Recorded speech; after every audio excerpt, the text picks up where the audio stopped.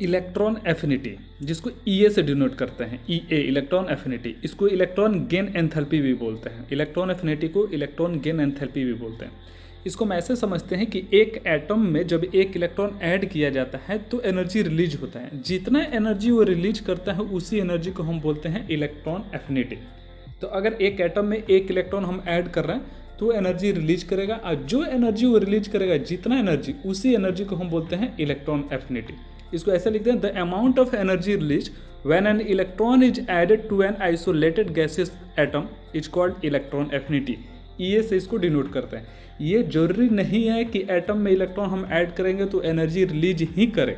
कभी हो सकता है कि हमको एनर्जी देना भी पड़ रहा है इलेक्ट्रॉन ऐड करने के लिए, लेकिन अपना फोकस है अमाउंट ऑफ एनर्जी रिलीज पे, जिसके लिए डेल्टा एच निगेटिव हम लिखते हैं। जब एनर्जी रिलीज होती है उसको डेल्टा एच निगेटिव लिखते हैं। सबसे ज़्यादा एनर्जी रिलीज करता है क्लोरीन, तो हम बोलते हैं कि सबसे ज़्यादा इलेक्ट्रॉन एफिनिटी क्लोरीन की होती है।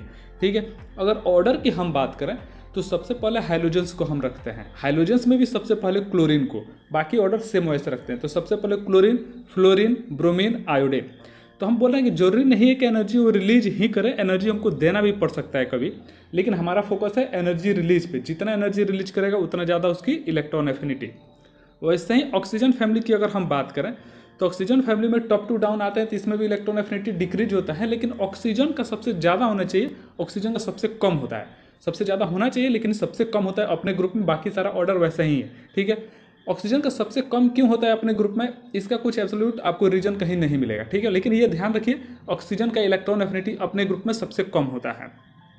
डेल्टा एच जितना ज़्यादा निगेटिव उतना ज़्यादा उसकी इलेक्ट्रॉन एफिनिटी, मतलब ज़्यादा एनर्जी वो रिलीज कर रहा है। लेकिन डेल्टा एच पॉजिटिव भी हो सकता है, डेल्टा एच पॉजिटिव भी हो सकता है, मतलब इलेक्ट्रॉन ऐड करने पे एनर्जी हमको देना पड़ जा रहा है। जब एनर्जी हमको देना पड़ जा रहा है इसका मतलब उसकी एफिनिटी बहुत कम है, इलेक्ट्रॉन एफिनिटी उसकी बहुत कम है। ठीक है, ऐसा कब होता है, जैसे हाफ फील्ड या फुल फील्ड के केस में ऐसा हो सकता है कि इलेक्ट्रॉन एफिनिटी उसकी बहुत कम है, हमें एनर्जी कभी देना पड़ जाए। जैसे कि नाइट्रोजन का केस, नाइट्रोजन में आप देखिएगा तो हाफ फील्ड कॉन्फिगरेशन आता है, 2p3 आता है ना।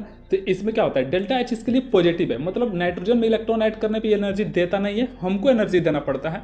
भले ही बहुत कम एनर्जी हमको देना पड़ता है, डेल्टा एच पॉजिटिव है, बहुत कम है लेकिन पॉजिटिव है, एनर्जी रिलीज नहीं हो रहा है। हमारा फोकस किस पे है, एनर्जी रिलीज पे, कि कितना एनर्जी वो रिलीज कर रहा है, तभी हमारा इलेक्ट्रॉन एफिनिटी ज़्यादा होगा। जितना ज़्यादा एनर्जी रिलीज करेगा उतना ज़्यादा होगा।